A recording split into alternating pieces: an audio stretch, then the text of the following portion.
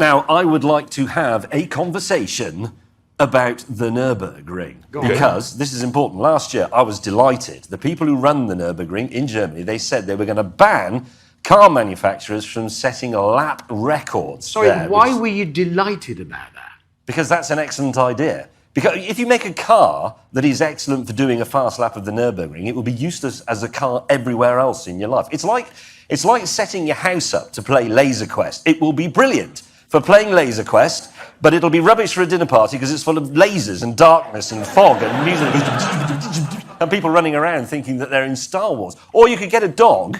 You could train a dog as an attack dog, which is fantastic if you own a scrapyard and you need the dog to guard it. But if you take it home and expect it to be a pet, it will eat your children. It's completely useless. That's what happens when you set a car up for the Nurburgring. Yeah, this isn't really a conversation, James. No, I think we've accidentally turned down Rant Lane this week. Well, there's more, he's off again. No, but the thing is, the bad news in all this is that they've decided that they will allow car manufacturers to set lap records again. Well, that's good. No, it's bad. OK. Because think of the cars that have come out recently that we've driven that have been developed so that they would go fast around the Nürburgring. BMW M4 GTS, you can't deny it, it's a terrible car. Yes. Nissan GTR, the track edition, that is a terrible car. Even Seat, the Seat Leon Cupra 280, that's got a hatchback record for going around the Nürburgring, and it's rubbish. The Nürburgring ruins cars. I'm developing an app for the smartphone called Bomb the Nürburgring, where you guide a Dornier 17 over it and blow it up.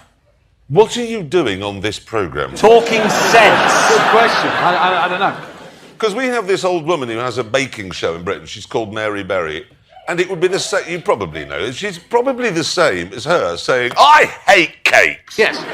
Mary Berry would agree with me, because if she made a cake that had been developed on the Nürburgring, someone would put fried onions on the top and completely ruin it. You'd have a Victoria sponge with onion on the top for no reason.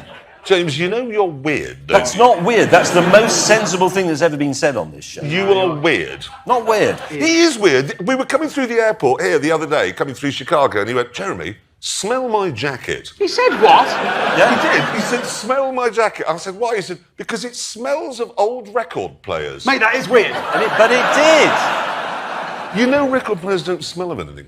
They do. Old ones do. They smell of old record players. Who knows what an old record player smells of? Smells of decaying electrical I'd like us to move things it on and because valves. it's getting scary now. What are you That's what not are the you doing? record player. Smells of anything. What do you want about? Does anybody have an old record player or anything old electrical? They smell, don't they? Does anybody ever smelt an old record player, really? You think you have? You've smelt an old... God's truth.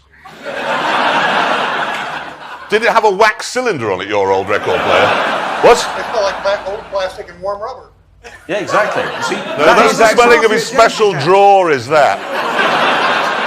You're actually talking to Thomas Edison there. He invented the record player.